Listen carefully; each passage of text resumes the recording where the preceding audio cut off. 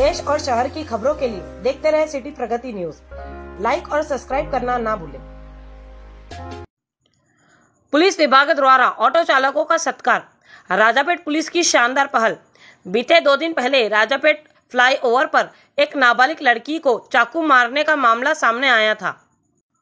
Auto चालक और नागरिकों ने आरोपी को पकड़ने में पुलिस विभाग की मदद की थी। वहीं घायल अवस्था में युवती को अस्पताल पहुंचाने में भी अहम भूमिका निभाई थी। आज राजापेट थाने में डीसीपी गणेश शिंदे के हाथों युवती के लिए देवदूत बने चंद्रकांत अठावले, शंकर मेश्राम, विनोद काले, संतोष कुरोटिया, सुनील अग्रवाल, अक्षय सिरसाट, सुभाष फोड़ेकर, विनोद भाकरे का सत्कार किया गया। इस समय नागरिकों से अपील की गई है कि ऐसे अपराधियों को जड़ से खत्म करने के लिए आगे बढ़कर पुलिस विभाग का साथ दें। सिटी प्रगति ब्यूरो रिपोर्ट।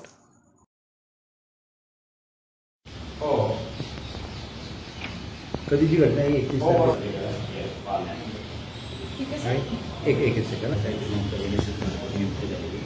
दिनांक 31 तारखेला राजापेठ पोलीस ठाण्याच्या हद्दीमध्ये सकाळी 8:30 सुमारास एका युवतीवर, अल्पवयीन युवतीवर चाकू हल्ला तिच्या एकतर्फी प्रेमातून तिच्या ओळखीच्या एका मुलांनी केला। या प्रकरणी घटनास्थळावर हजर असणारे शंकर मेश्राम, विनोद काळे, संतोष कुरोटिया या तिघांनी, हे रिक्षा चालकाचा व्यवसाय करतात, या तिघांनी त्या ठिकाणी ही घटना प्रत्यक्ष घडत असताना त्या ठिकाणी जाऊन त्या मुलीला वाचवलं आणि त्या हल्लेखोराला ताब्यात घेऊन त्याला पोलिसांच्या ताब्यात दिलं आणि दरम्यानच्या काळामध्ये त्या पीडितेला सुद्धा उपचारासाठी इस्पितळात नेलं। त्याचबरोबर सुनील अग्रवाल, अक्षय सिरसाट, सुभाष जोडेकर आणि विनोद भाकरे यांनी सुद्धा त्या घटना घडत असताना पाठलाग करून त्या मुलाला पकडायला मदत केली आणि त्या मुलीला वाचवायला मदत केली।